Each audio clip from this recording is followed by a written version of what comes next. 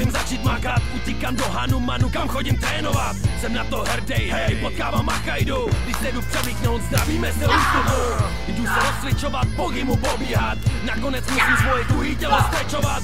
Na fyzičku jedu pořád Angličany. To abych vydržel fightovat 3x2 minuty. Jdeme na lapy, na je podrží. Osobní trénink od Ondry je motivující. Je tu úterý, oddílovej TFO, hodinovej trénink, při kterým sotva chytám den.